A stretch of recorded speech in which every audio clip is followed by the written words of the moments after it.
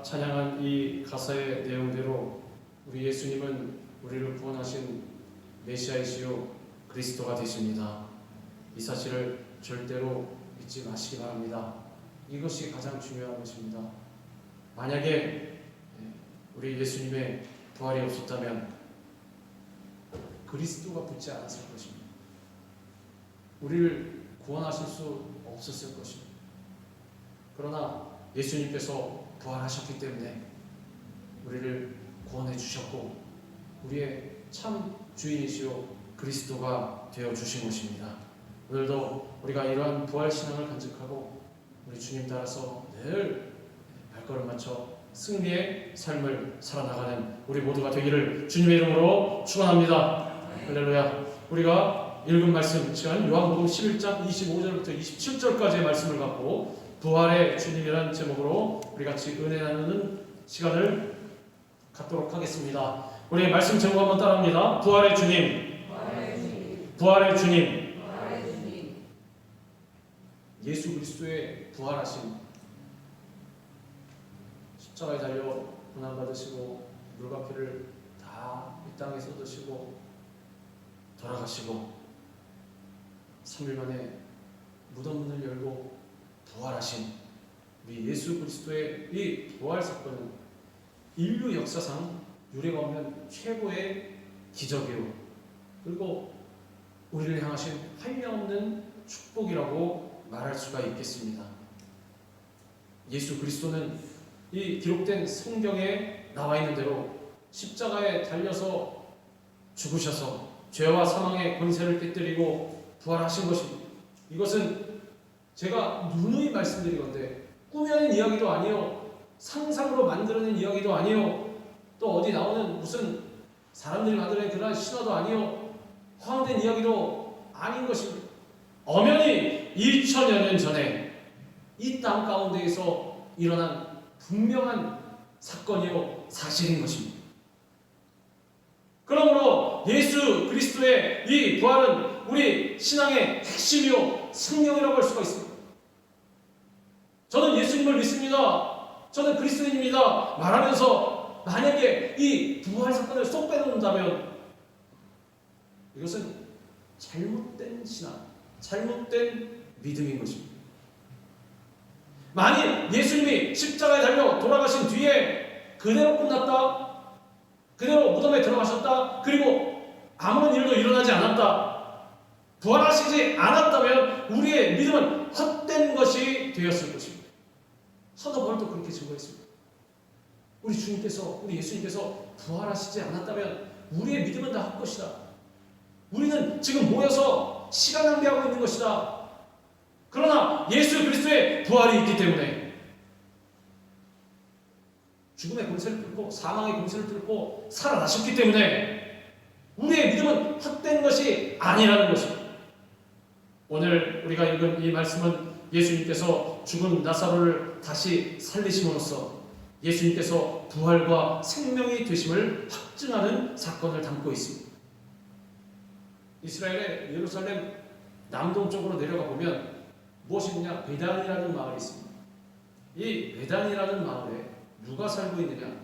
예수님께서 아끼고 사랑하시는 삼남매가 살고 있었습니다. 제 오빠의 이름은 나사로요, 다음은 마르다요, 또 다음 자매는 마리아였습니다. 이게 삼남매가 예수님 잘 믿으면서 하나님 섬기면서 의좋게 잘 살아가고 있었는데 예수님은 종종 예루살렘에 오시게 될 때마다 이 집에 머무시면서 또한 그곳의 말씀을 증거하셨습니다. 그런데 예수님께서 다른 지역에 계실 때 안 좋은 그러한 소식이 전해졌습니다. 이 사랑하는 삼남매 중에 가장 오빠인 이 나사로가 중병에 걸렸다는 것입니다. 무슨 병인지는 구체적으로 나와 있지 않지만 오늘 내일 하는 것 같습니다. 아주 위급했습니다. 지금 심각한 병에 걸려서 죽게 생겼습니다. 그래서 마르다와 마리아는 우리에겐 예수님이 계시지 않느냐 사람을 보내서 소식을 전했습니다. 우리 오라버니 나사로가 병들었는데 심각한 질병입니다. 예수님 빨리 와주십시오. 빨리 와서 우리 오라버니를 고쳐주십시오. 그런데 우리가 이 사건을 너무나 잘 알고 있습니다. 예수님 어떻게 하셨습니까? 그래, 나사로가 병들었다고 지금 죽을 지경이라고 그럼 얼른 가야지. 제자들이 얘들아 가자. 손으로서 발걸음을 재촉하셔서 나사로에게 오신 것이 아닙니다. 분명히 사람을 보내서 나사로가 지금 당장 죽게 되었다고 예수님 빨리 오시라고 했는데도 불구하고 예수님 가시지 않는 것입니다. 가만히 제자들이 예수님 왜 안 가십니까?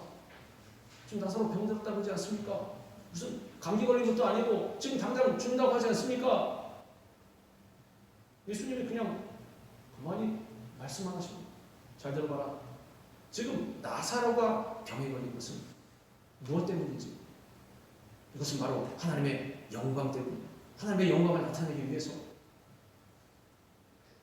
주님, 병들었다는 것이 부끄럽고 감춰야 될 일이지 무슨 하나님의 영광입니까? 질병에 걸렸는데 무슨 말씀하시는 겁니까? 나사로의 질병 그냥 질병이 아니라 하나님의 영광을 위한 것이다. 안 가시는 것입니다. 일어나시지 않습니다. 그 제자들 어떻게 합니까? 예수님 계속 기다리고 언제 가실라나? 결국에 어떻게 되었습니까? 예수님 바로 가시지 않아서 나사로가 죽어버렸습니다. 마리아와 마르다가 예수님 언제 오시나? 어떻게 되었어? 아직 안 오시는 거예요? 아직 모습이 보이지 않습니다. 이제나 저제나 발 동동 구르다가 나사로가 죽었습니다. 무슨 뜻입니까? 사건이 끝났다는 것입니다. 종결. 요만큼의 여지도 없어졌다는 것입니다. 이처럼 죽음은 모든 사람에게 예고 없이 다가오는 것입니다. 죽음을 피할 수 있는 사람은 아무도 없습니다. 나는 몸이 날래서 아니면 건강관리를 아주 잘해서 1년에 2번씩 체크업을 받아서 나는 건강할 것 같은데, 나는 앞으로 끄떡없이 몇십 년 더 살 것 같은데, 천만에 절대로 그렇지 않다는 것입니다. 전도서 3장 1절에서 2절은 이렇게 말씀하고 있습니다. 범사에 기한이 있고 천하 만사가 다 때가 있나니 날 때가 있고 죽을 때가 있으며. 솔로몬도 이 사실을 알고 있습니다. 세상의 모든 것을 갖고 있는 것 같았던 솔로몬도 결국에는 나도 이 세상에서는 죽어야 한다. 그 때가 분명히 다가온다. 삶이 있으면 그곳에 죽음이 있는 것입니다. 산다는 것은 죽음을 향해서 가는 것입니다. 그렇지 않습니까? 어떤 유명한 분이 그런 말을 했습니다. 세상에 사람이 울면서 태어났습니다. 그러면 그건 어떻게 되는 것이냐? 그 사람은 살아가는 것이 아니라 점점 죽어간다는 것입니다. 바꿔 생각해보면 맞지 않습니까? 죽음을 향해서 걸어가는 것입니다. 태어나서 이제 살 날이 더 많다 이렇게 말할 수 있는 것이 아니라 태어나면서 바로 그 사람은, 그 아기는 죽음을 향해서 걸어가고 있는 것입니다. 몇 년 남았는지가 다를 뿐이지 순서가 없이 어느 날 갑자기 우리도 마찬가지입니다. 몸이 건강히 있을 때에도 하나님께서 어느 날 나에게 오늘 밤에 가라, 가야 되는 것입니다. 아무리 도망가고 이불 속에 숨고 버티며도 의사를 찾아가서 문을 두드려도 어쩔 수가 없습니다. 하나님께서 오라. 가야 되는 것입니다. 이것이 이 세상 가운데 있는 우리의 삶이라는 것입니다. 현주소. 그리하여서 우리는 늘 죽음을 맞이할 준비를 하면서 후회 없는 인생을 살아야 합니다. 우리가 나가서 권면을 하고 전도할 때도 그러지 않습니까? 예수님 모르고 하나님 안 믿는 그러한 형제 자매들에게 가서 예수 믿으십시오. 저랑 같이 교회 가십시다. 예수님 믿어야 됩니다. 어떤 사람들이 그럽니다. 지금 시간이 없어서 다음 주에 가겠습니다. 시간이 없어서 다음 달에 가겠습니다. 시간이 없어서 내년에 가겠습니다. 오늘 밤에 만약에 그 사람 부르시면 그 소용이 없는 것입니다. 어떤 부자가 열심히 일을 하고 농사를 짓고 재배를 해서 수확을 30배, 60배로 거두고 그것을 창고에 가득 모아들이고, 자 뭐라고 했습니까? 이제 나는 수고하고 이만큼 거두어서 내 창고를 다 채웠으니 이제 나는 편안하게 먹고 즐기자. 이것이 남 얘기가 아니라 대부분 우리의 삶입니다. 우리가 다 그러지 않습니까? 그런데 하나님 뭐라고 그러십니까? 어리석은 자여, 오늘 밤에 내 영혼을 내가 도로 찾으리니. 그러면 너의 수고한 것, 그 쌓은 것이 누구 것이 되겠느냐? 누구 것이 되겠는지 궁금해서 하나님께서 말씀하신 것이 아닙니다. 깨달으라는 것입니다. 정말 중요한 것이 어떻게 살아갈 것인가. 지금 내가 이 하루를 살아갈 때 어떻게 살아갈 것인가. 소망을 갖고 내일을 바라보고 꿈을 꾸지 말라는 것이 아닙니다. 이 하루 현재를 살아갈 때 무슨 자세로 내가 살아갈 것이냐. 하나님께서 너 주의 일 좀 해라. 이 모양 저 모양으로 여러 가지 사명을 맡기실 수가 있습니다. 크고 작게 어떤 것이든지 알지는 못하지만 어쨌든 주님께서 사명을 맡겨주실 것입니다. 이것 좀 해라. 주님 바빠서 저는 다음 달부터 하겠습니다. 아니 요거 다 준비해놓고 하겠습니다. 그 전에 하나님께서 부르십니다. 어떻게 할 것입니까? 그 앞에 가서 주님 저 너무 바빠서 너무 삶이 너무 바쁘고 너무 할 일 많아서 제가 미처 못했습니다. 말할 수 없지 않습니까? 부르셨을 때 가서 주님 제가 시키신 거 저에게 맡겨주신 거 열심히 하긴 했는데 다 완성은 못했는데 어쨌든 지금 하다가 부르셔서 왔습니다. 아니 그러기라도 해야 될 거 아니에요. 주님께서 괜찮다. 너 열심히 했잖아. 저 하고 있었잖아. 내가 불러서 왔잖아. 들어와라. 착하고 충성된 종아. 네가 큰일이 아니라 작은 일에 충성하였으며 내가 많은 것을 내게 맡기리니 내 주인의 즐거움에 같이 참여하죠. 손잡고 들어가서 하늘나라의 잔치에 같이 하나님 옆에 앉아서 주님과 교제하면서 아름답고 행복한 삶을 영원토록 살아가게 되는 것입니다. 어디서 판가름이냐? 현재의 삶에서. 현재 내가 지금 부름받기 전에 어떻게 살고 있었느냐? 아유 주님 저 못하겠습니다. 자다가 하나님 부르시면 가느냐? 아니면 조금 피곤한데도 불구하고 또 열심히 뛰어다니면서 주님 헌신과 충성 다하다가 하나님 앞으로 가느냐? 꼭 판가름 나는 것입니다. 주님 제가 비록 지금은 이러고 있었지만 지금 예전을 좀 기억해 주시옵소서. 주님께서 뭐라고 말씀하셨느냐면 처음 된 자가 나중되고 나중된 자가 처음 된다고 분명히 말씀하셨습니다. 과거에 한 것은 그것은 현재 어떻게 하냐에 따라서 소용이 없어질 수도 있다. 과거에 잘했고 현재도 잘하면 괜찮지만 과거에 잘했는데 지금 죄인으로 전락했으면 소용이 없다는 거죠.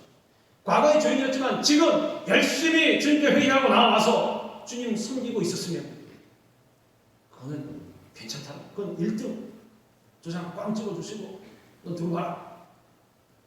그게 되는 것입니다. 이처럼 이 세상에 죽음이라는 것은 인간의 힘으로는 절대로 예측할 수도 없고 넘을 수도 없는 문제입니다. 사람이 죽은 후에는 자기 자신을 위해서 할 수 있는 것도 없고 옆에 사람이 해줄 수 있는 것도 아무것도 없습니다. 아무것도 없습니다. 옆에 사람한테 아무리 부탁해놓고 가도 죽은 사람을 위해서 뭘 해줄 수가 있습니다. 그 사람의 가는 것을 위해서 옆에 사람이 해줄 수 있는 것이 아무것도 없다는 것입니다. 더더군다나 자기 자신은 더더군다나 일이 다 끝났는데 이제 기회가 없습니다. 이 세상에서의 삶, 죽음은 바로 그렇다라는 것입니다. 다만 옆에 사람은 그 사람을 무덤에 묻고 그저 그 사람의 남은 것을 다 정리해 줄 뿐입니다. 세상 사람들은 견디기 어려운 고난을 만날 때 죽으면 모든 것이 끝난다고 생각합니다. 그러나 죽음은 끝이 아닙니다. 한 번 죽는 것은 사람에게 정해진 것이요 그 후에는 심판이 있으니 차라리 죽고 다 정지 끝나면 괜찮은데 그 후에 뭐가 기다리고 있냐? 심판이 기다리고 있다는 것입니다. 심판이 주님 앞에 서게 될 것입니다. 주님께서 길을 정하신 것입니다. 너는 오른쪽, 너는 왼쪽, 너는 양, 너는 염소. 그 후에는 심판이 있어요. 그러면 그 심판에 따라서 영원히 행복한 삶을 살아가는 거예요. 영원히 고통 가운데 사는 죽지를 않습니다. 계속 살아가되 즐거움과 행복 가운데 살아가느냐 고통 가운데 살아가느냐. 죽음은 육신의 장막이 무너진 것이요 육신의 고통이 끝난 것일 뿐 죽음은 영원한 세계에서의 새로운 시작인 것입니다. 예수님을 믿는 자에게 죽음은 끝이 아니라 육신의 장막을 벗고 영원한 천국으로 이동하는 하나의 관문에 지나지 않습니다. 죽음 이후에 예수님을 믿는 자는 영생 천국에 들어가고 예수님을 믿지 않는 자는 영원한 지옥에 들어갈 수밖에 없는 것입니다. 이것은 사실이요, 현실인 것입니다. 그러므로 우리는 죽음과 같은 상황을 만날지라도 생명의 근원 되신 예수 그리스도를 바라보고 절망하지 말고 꿈과 소망을 품고 우리 주의 길로 나아갈 것입니다. 이것이 바로 종말론적 신앙입니다. 분명히 나에게 있어서 하나님께서 부르시는 마지막 날이 있다. 그날을 어떻게 준비하고 대비할 것이냐. 기름을 준비한 5 처녀와 같이 하나님께서 들어봐라, 내가 이제 3일 후에 너의 영혼을 찾겠다. 예고를 해주시면 3일 동안은 아주 열심히 살아갈 것 아닙니까? 누가 말 시켜도 말 시키지 말라고 하고 나 주의 이름으로 가서 막 하고 할 것 아닙니까? 근데 아쉽게도 예고를 해주시지 않는다면 그날은 도적과 같이 우리가 다른 것 하고 있을 때 모를 때 갑자기 오신다는 것입니다. 신랑이 언제 올지도 모르고 대비하는 사람들, 지혜로운 처녀들은 기름을 넉넉하게 미리미리 준비해서 언제 오셔도 나는 괜찮다. 준비하고 있는데 어리석은 5 처녀는 어떻게 되었습니까? 야, 오늘 정도면 안 오실 거다. 분명히 내가 봤다. 내일 올 거야, 내일. 그러니까 오늘이 괜찮아. 뭐 미련하게 저렇게 벌써부터 호들갑을 떨고 준비를 해놓고 무겁게 시 그날 그러지 않습니까? 나한테 기름을 좀 빌려달라고 우리 쓸 것도 모자라니까 파는 사람한테 가서 얼른 사와라. 5명은 슬기로운 처녀들 먼저 들어가고 왠지 문 닫혀버렸어. 나중에 5명은 여유 부리고 있다가 가서 기름 사갖고 왔는데 문 닫혀버려. 잠겨버렸어. 열어주십시오. 신랑이 말합니다. 나는 너희가 누군지 도무지 알지 못하는 떠나가서 불법을 행한 자여 나에게서 떠나가라. 네가 할 것은 무엇이다? 저 바깥 어두운 데 가서 슬피며 일을 하는 것이다. 그러므로 우리는 이 종말론적인 마지막 신앙을 가지고 한순간을 살아가도 우리 주님을 위해서, 하나님의 영광을 위해서 뭐라고 말씀하셨습니까? 너희는 먹든지 마시든지 하나님의 영광을 위하여 하라. 내 배 부르려고 나 맛있는 거 느끼려고 먹는 것이 아니라 먹어도 하나님의 영광을 위해서. 주님, 저에게 이러한 귀한 음식을 주셔서 감사합니다. 먹고 힘내서 주의 사명을 감당하게 하옵소서. 밥 한 숟가락 먹어도 하나님의 영광을 위해서 소망을 품고 나아갈 때 하나님께서 이 땅 가운데 있어도 하나님의 마음에 합한 자로 세워주시는 것입니다. 귀하게 사용해 주시는 것입니다. 그런데 여기 나오는 이 마르다라는 사람의 신앙, 아니 거기 모인 사람 전부가 될 것입니다. 이들의 신앙은 지금 말씀드린 대로 여기까지였습니다. 그거는 다 됐지. 뭐가 또 있습니까? 있습니다. 절대 절망의 순간에 예수님은 나사로의 무덤을 찾아오셨습니다. 그리고 마르다는 예수님께서 늦게 오시는 것에 대해서 안타까움을 떨쳐버리지 못하고 이렇게 말했습니다. 마르다가 예수께 여짜오되 주께서 여기 계셨더라면 내 오라버니가 죽지 아니하였겠나이다. 이들은 다 누구들이었느냐? 마리아를 비롯해서 거기 모인 사람들은 하나님의 나라를 기다리는 사람들이었습니다. 마지막 때 가야 되는 그러한 신앙을 분명히 간직하고 있었습니다. 제자들도 마찬가지였습니다. 그래서 예수님이 금세 나사로가 아프다는 말을 듣고 가지 않으실 때도 기다렸습니다. 그런데 예수님께서 기다리시다가 그곳에 계시다가 말씀하십니다.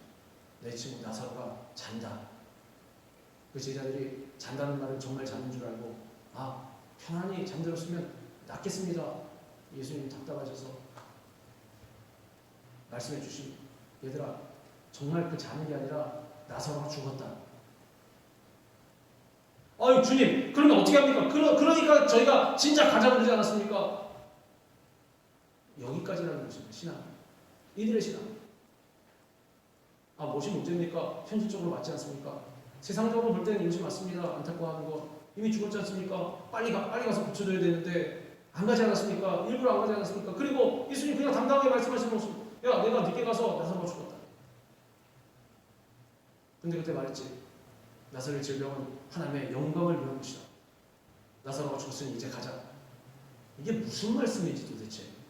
죽기 전에 가야 되는데 죽은 후에 가자니. 아니 그럼 장례식만 참석하시려고 하신 것입니까? 아니면 주님이 질병이 고치실 능력, 나사로의 질병을 고치실 능력은 없었는가? 왜 그러셨지? 어쨌든 따라갔습니다. 예수님 오신 것을 보니 마르다도 마찬가지였습니다. 제자들을 비롯해서 예수님 왜 이제 오셨습니까? 왜 조금만 빨리 오시지?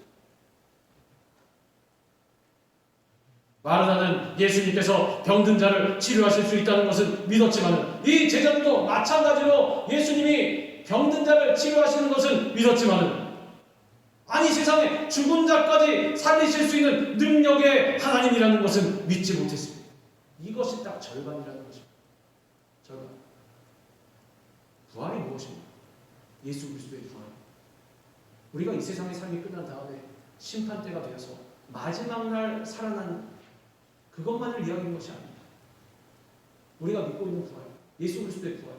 예수님께서 십자가에 달려 돌아가시고 그대로 끝나시고 무덤을 안 열고 나오시고 마지막 때 죽은 자들과 같이 살아나신 것, 그거를 부활이라고 얘기하지 않습니다.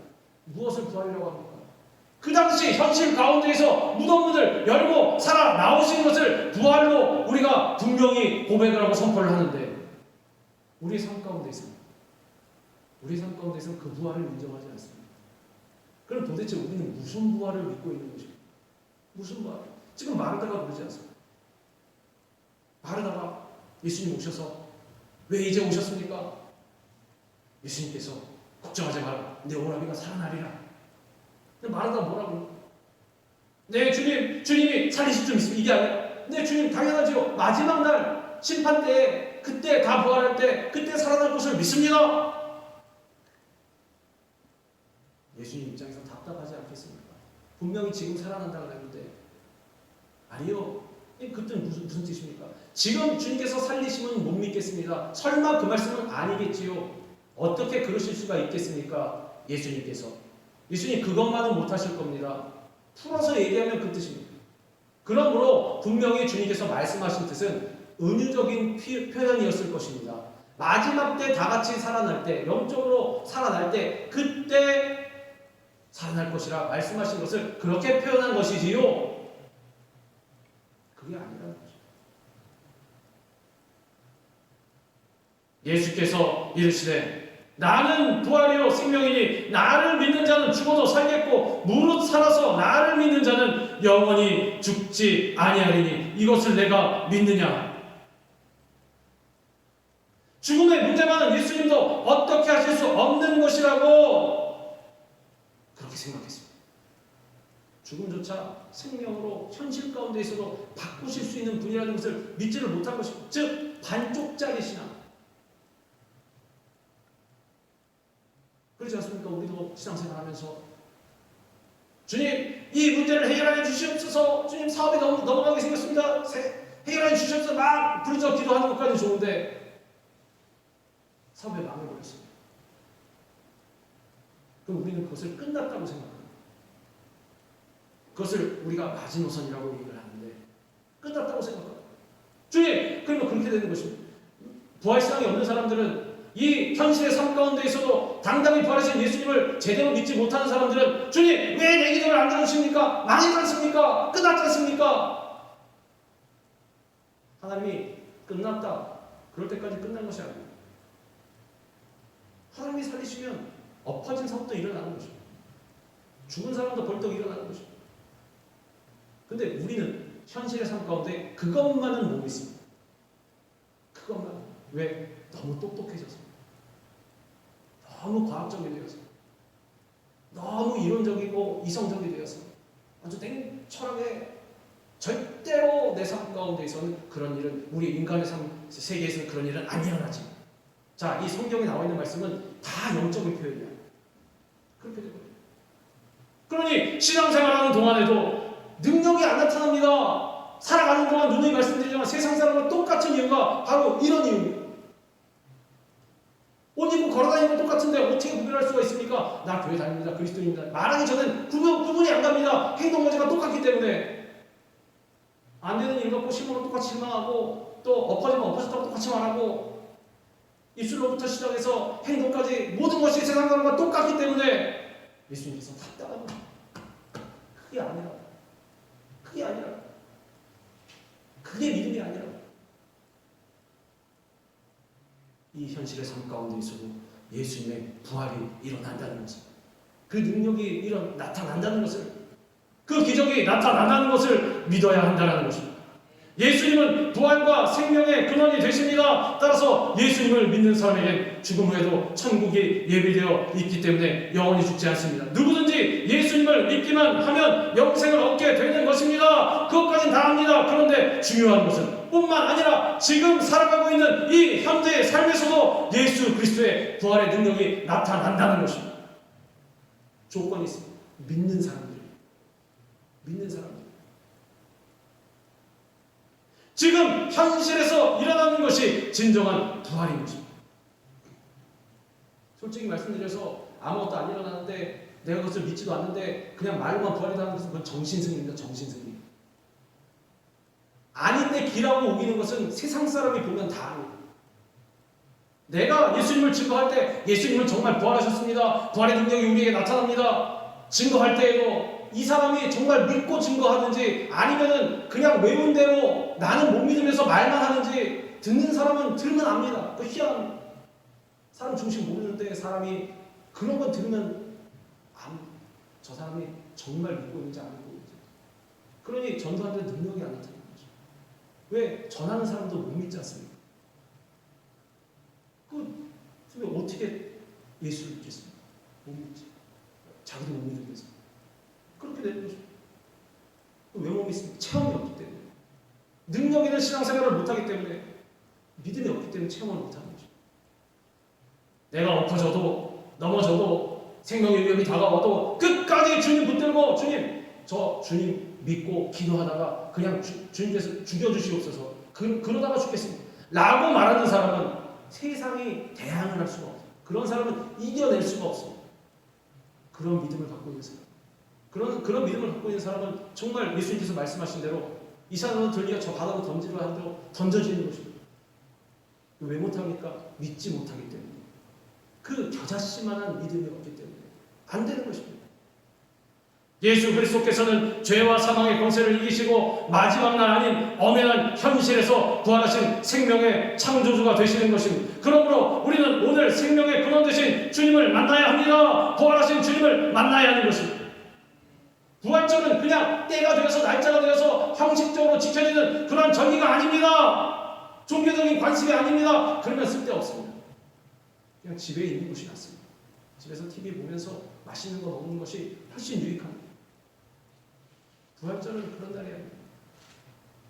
이 부활의 신앙을 마음 가운데 뽑혀지지 아니하도록 깊이 예수 그리스도의 못 박히신 그 모습으로 가슴을 박는 것입니다. 부활은 생명이신 예수 그리스도와 살아있는 관계를 맺어 우리의 삶이 새로워지고 우리의 삶이 능력과 희망으로 충만해지는 현재적인 사건이 되어야 합니다. 부활의 기적은 영원히 구원받는 영생뿐만 아니라 현재의 삶에서도 나타나야 하는 것입니다. 분명히 그것이 바로 진정한 부활신앙입니다. 그러므로 이 부활신앙을 갖고 있는 사람은 삶 가운데서 조금 안 좋은 일이 생겨나도 절대로 실망하지 않습니다. 왜? 우리 주님 믿기 때문에. 없는 것을 있는 것으로 부르시는 주님, 나의 삶 가운데서도 분명히 지금 역사하고 계시는 주님을 눈에 보이지 않고 귀에 들리지 않아도 손에 잡히지 않아도 믿기 때문에 그 사람은 신앙은 절대로 엎어지지 않습니다. 흔들리지 않습니다. 누가 와서 찌르고 누가 와서 위해를 가하고 또 어떠한 불이익이 다가와도 절대로 엎어지거나 흔들리지 않습니다. 진정한 부활신앙을 갖고 있는 사람. 그러나 이 부활신앙이 흔들리는 사람은 바람 앞에 등불이 흔들리듯이 살짝만 불도 확 꺼져버리는 거죠. 믿음이 없기 때문에. 부활의 기적은 지금 현재의 삶에서도 우리 가운데 나타나야 합니다. 우리가 지금 이 시간 예수님께서 부활이요 생명이신 것을 믿는다면 모든 죽은 것들과 죽어가는 것들이 다시 살아나는 역사가 분명히 일어나는 것입니다. 부활과 생명의 주님을 만날 때 우리의 인생이 바뀌어지고 변화되고 성공하는 인생을 살아갈 수가 있는 것입니다. 예수님이 십자가에 달려 돌아가신 뒤에 제자들이 어떻게 되었습니까? 날마다 주님 따라다니면서 주님 위해서 제가 죽겠습니다 하면서 다 물불이 흩어져 나갔습니다. 이들은 부활 신앙이 없었습니다. 예수님 어느 정도 믿을 수 있을지 몰라도 병을 고치시는 예수님 정도는 믿었는지 몰라도 왜냐면 옆에서 봤으니까 오병이의 기적 정도는 일으키시는 그 예수님을 믿었을지 몰라도 사망의 권세까지 뚫고 살아나시는 예수님은 못 믿었을 수 있습니다. 그렇기 때문에 예수님 십자가에 달리셨을 때 이제 다 끝났구나. 다 도망가고 다 걸치고 담요도 다 벗어놓고 맨몸으로 도망가고 막 이 모양 저 모양 추한 모습으로 다 도망갔습니다. 그들은 혹시라도 예수님과 한 무리였다는 사실이 발각될까봐 공포와 또한 겁에 질려 있었고 또 어떻게 됐습니까? 고향으로 다 돌아갔습니다. 너 앞으로 뭐 할 거냐? 뭐 하긴 다시 가서 고기 잡아야지. 그래 나도 같이 가자. 다 가가지고 또 잡던 고기 계속 잡고 그랬습니다. 이때 시리와 불안과 공포에 빠진 제자들 앞에 부활하신 주님이 오셨습니다. 이들이 웬인지 웬 사람인지 실패했는데도 불구하고 예수님의 부활을 체험하게 된 것입니다. 예수 그리스도의 이 부활은 불안과 두려움에 빠진 제자들의 삶을 송두리째 180도 완전히 바꿔버렸습니다. 부활하신 주님을 만나니까 이들 가운데 부활신앙이 확 들어가 버리니까 우리 주님은 이 현실의 삶 가운데 있어도 사망을 생명으로 바꾸시는 분이구나. 죽음도 끝이 아니구나. 이들은 더 이상 숨어 지내지 않았습니다. 도망다니지 않았습니다. 담대하게 백주 대낮에 밖으로 나가서 죽으려고 찾아다니는 그런 사람들 앞에서 예수 그리스도는 우리의 참 주인이 되시다. 예수 믿어라. 증거한 것입니다. 이런 담력이 생겼습니다.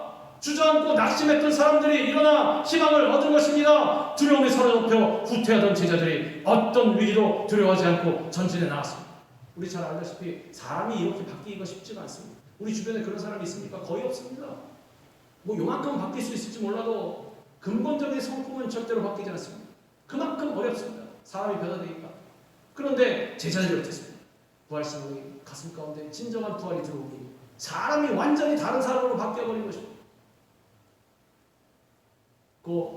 조금 불이익이 있을까봐 불제다가 여정이 와서 너도 그 도당이라고 할 때 무슨 소리야? 저주까지 섞어서 부인하던 베드로도 어떻게 됐습니까? 사람들이 잡아 죽이려고 그러다 죽여. 난 그래도 예수님 부인 못한다. 아니 부탁이 있는데 제대로 십자가에 못 박지 말고 나는 거꾸로 가. 내가 무슨 면목 있어서 예수님과 똑같은 그런 처형을 당하느냐. 나는 그런 정도의 사람이 아니다. 이런 담대한 사람들이 이 사람 당할 수가 없는 것입니다. 세상에 사람이 이렇게 바뀌어버린 것입니다. 왜 바뀌었습니까? 부활신앙이 들어왔기 때문에. 그들은 더 이상 예전의 제자들이 아니었습니다. 완전히 주님의 부활의 능력으로 말미암아 변화되었던 것입니다. 이처럼 부활하신 주님께서 우리와 함께 하시면 우리도 이처럼 변화될 수가 있는 것입니다. 예수님께서는 형제의 죽음 앞에 눈물을 흘리는 마리아와 주위 사람들을 불쌍히 여기시고 본문에 보면 같이 눈물을 흘리셨다고 했습니다. 예수께서 그가 우는 것과 또 함께 온 유대인들이 우는 것을 보시고 심령에 비통히 여기시고 불쌍히 여기사 이르시되 그를 어디 두었느냐 이르되 주여 와서 보옵소서 하니 예수께서 눈물을 흘리시더라. 이처럼 주님은 우리의 연약함을 보시고 절망에 처한 우리를 불쌍히 여겨주시는 것입니다. 예수님은 이 땅에 계실 동안 몸소 인간의 모든 슬픔과 고통을 체험하셨기 때문에 우리 예수님은 우리의 연약함을 다 알고 계시는 것입니다. 우리에게 있는 대제사장은 우리의 연약함을 동정하지 못하실 리가 아니요 모든 일에 우리와 똑같이 시험을 받으시려되 죄는 없으시냐. 얼마나 감사한지 그냥 하늘 보좌에 편안히 앉으셔서 우리를 컨트롤하셔도 되는데 심판하셔도 되는데 굳이 오셔서 우리와 똑같은 고통과 시험을 당하시고 이 세상에 살다가 우리가 느낄 수 있는 모든 생사하고 고락을 다 느끼시고 시험을 받으셨기 때문에 우리의 연약함을 다 알고 계시는 것입니다. 내가 이렇게 힘든데 우리 주님은 알아주실까? 이런 생각하면 절대로 안 됩니다. 나의 고통이 얼마나 큰데 나의 고통을 얼마나 헤아리실 수가 있을까? 이런 생각하면 절대로 안 됩니다. 우리 주님은 다 알고 계시는 것입니다. 이처럼 예수님께서는 우리가 눈물을 흘릴 때 같이 눈물을 흘려주시고 우리의 눈물을 닦아주시는 참 좋으신 하나님이십니다. 우리 눈에는 당장은 옆에 계신지 안 계신지 육신의 눈으로는 보이지 않습니다. 그러나 분명히 우리 옆에 계신 것입니다. 우리가 힘들어서 넘어질 때는 우리 손을 붙잡아 일으켜 세워주시고 우리가 걸어갈 수 없을 때는 우리를 친히 그 날개 위에 업고 걸어가시고 또 날아서 그 목적지에 도착하도록 만들어 주시는 것입니다. 예수님께서는 무덤 앞에 가셔서 명령하셨습니다. 돌을 옮겨 놓으라. 당시 유대인들은 일반적으로 우리 지금 우리들처럼 화장을 한다든지 또 땅을 파서 그 시신을 매장한다든지 이러지 않았습니다.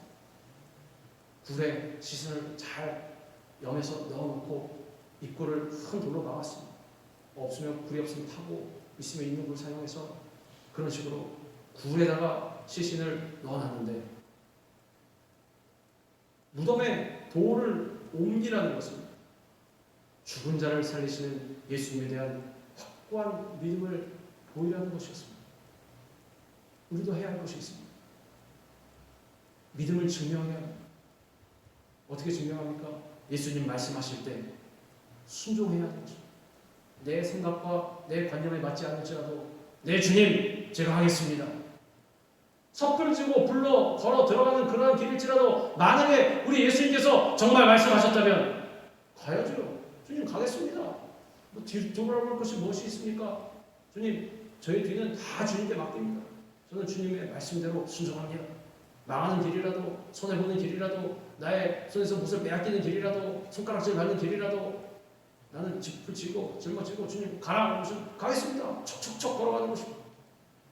그런데 마르다는 어땠습니까? 아까 분명히 주님께서 몇 번이나 그 신앙을 고쳐주셨습니다. 지금 현실에서도 부활은 일어나는 것이다.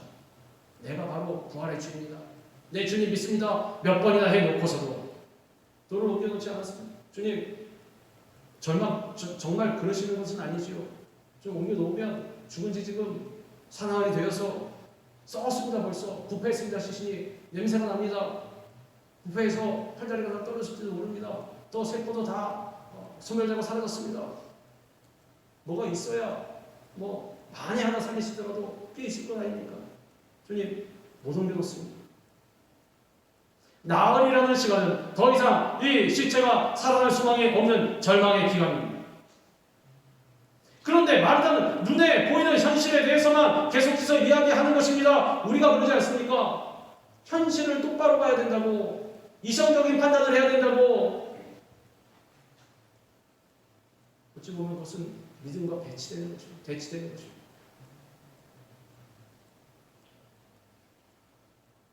내가 믿음을 굳건하게 하려면 어떤 때에는 이성도 나의 관념도 상식도 버릴 수가 있어요. 그래야 믿음이 굳건한 믿음이 되는 것입니다. 이 마르다는 썩고 냄새나는 시체만 바라보고 생명의 주인이시오 부활의 주인이신 예수님을 바라보지 않았습니다. 이 마르다의 신앙은 부활의 능력을 의심했습니다. 이처럼 우리는 영적인 눈이 감겨져서 하나님의 기적을 바라보지 못할 때가 너무나 많이 있습니다. 왜 그렇습니까? 우리의 삶의 현실의 장벽이 너무 높아서. 장벽이 너무 높다는 뜻은 우리의 믿음이 낮아서. 우리 믿음이 높아지면 장벽도 낮아지게 되어 있습니다. 우리 믿음이 성장하니까 높아졌으니까. 그러니 믿음이 낮아져 있으면 이 문제의 장벽, 현실의 장벽 때문에 하나님이 보이지 않는 것입니다. 아무리 까치발을 떼어도 마르다가 지금 그러는 것입니다. 돌을 옮겨 놓으라. 너희 오라비가 살아나리라 했는데도 주님 시체입니다. 시체. 어떻게 하시려고 합니까? 하나님의 기적을 체험하려면 오직 믿음밖에 없는 것입니다. 그리고 그렇게 할 때 우리는 영의 눈을 떠서 주님의 일하심을 볼 수가 있게 되는 것입니다. 내 말이 내가 믿으면 하나님의 영광을 보리라 하지 아니하였느냐? 또 말씀하십니다. 내가 누누이 당부했잖아. 네가 믿기만 하면 다른 건 필요 없어. 그냥 믿기만 하면 순수하게 믿기만 하면 내가 살아나리라 그러면 네 살아난 것을 믿습니다. 살려주시옵소서. 믿기만 하면 하나님의 영광을 보리라. 기적을 체험하리라. 네 삶이 변화되리라. 문제가 해결되리라. 말하지 않았느냐. 그래서 먼저 약속하신 것을 생각나게 하셨습니다. 내 오라비가 다시 살아나리. 우리는 이처럼 우리가 어떤 절망에 처했든지 모든 문제 해결자 되신 예수 그리스도를 믿고 의지하면 반드시 우리 현실의 삶 가운데에서도 주님의 기적을 볼 수가 있게 되는 것입니다. 하나님의 영광을 볼 수 있는 조건은 예수님의 말씀에 대한 무조건적인 신뢰와 순종입니다. 믿음은 순종을 포함하는 것입니다. 순종을 따로 띄워놓고 내가 믿음이 있노라 말할 수는 없는 것입니다. 왜 그렇습니까? 순종이 바로 믿음의 증거이기 때문에 우리가 하나님을 믿으려면 끝까지 순종해야 합니다. 하나님께서 일하시는 시간까지 믿고 기다려야 하는 것입니다. 지금 당장 일어나지 않더라도 주님 기도하고 또 부르짖고 기도하고 또 부르짖고 주님 저는 끝까지 주님께 매어 달리랍니다. 전 다른 거 필요 없습니다. 그냥 저는 주님만 붙잡으랍니다. 여러분 어떻게 생각하시겠습니까? 내가 이스라엘 중에서도 이만한 믿음을 만나보지 못하는가. 예수님께서는 마르다에게 바로 이 믿음을 가지고 나올 것을 요구하시는 것입니다. 하나님은 우리의 믿음을 따라 자신의 영광을 나타내시기 때문에 믿음이 없는 사람이나 예수님을 믿지 않는 이들은 절대로 하나님의 영광을 보지 못하는 것입니다. 결국에는 마리아와 마르다가 이 무덤에 돌을 옮겨놨습니다.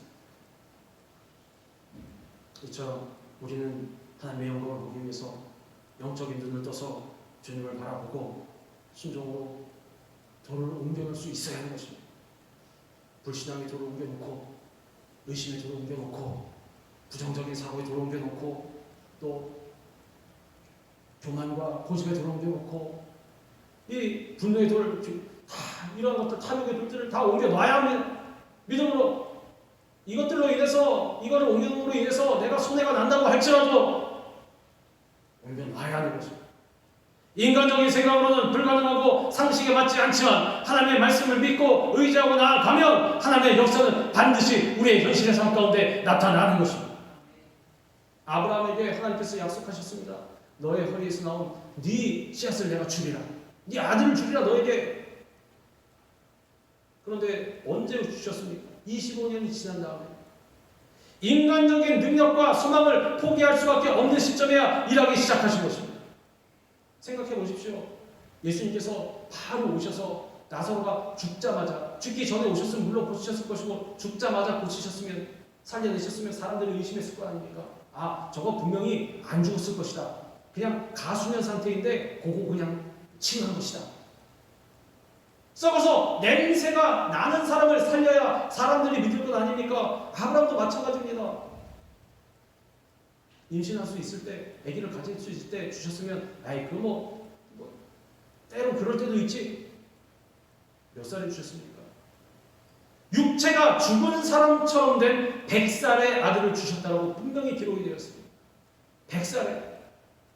그러나 중요한 것은 아브라함은 그럼에도 불구하고 하나님의 약속이 이루어질 것을 확실히 믿었다는 것입니다.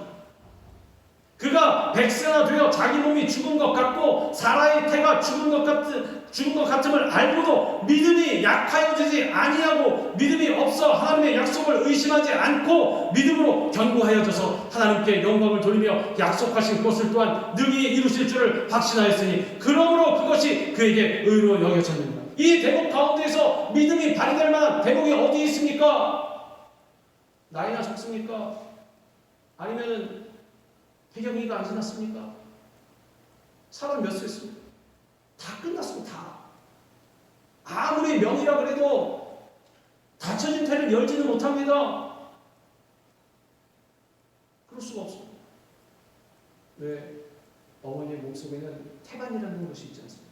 이 속에서 이제 아기가 자라나는데 그 인큐베이터라는 것 가격이 600만 불이 넘습니다. 그 최첨단 시설인 인큐베이터가 아직까지 어머니의 태반을 못 따라간다는 거예요. 그 작은 태반이 하면 요만한데 그 정도로 하나님의 능력은 놀라운 것입니다. 이 하나님께서 너희 아들을 주겠다. 100살이 되든 200살이 되든 300살이 되든 500살이 되든 상관이 없습니다. 하나님께서 주겠다. 그러면 주시는 것입니다. 애가 생겨나라, 임신해라, 임신하는 것입니다. 왜? 우리 하나님께서 명령하셨기 때문에. 마리아와 마르다가 돌을 옮겨놓으니 예수님께서 그 안에다 외치셨습니다. 나사로야, 나오라.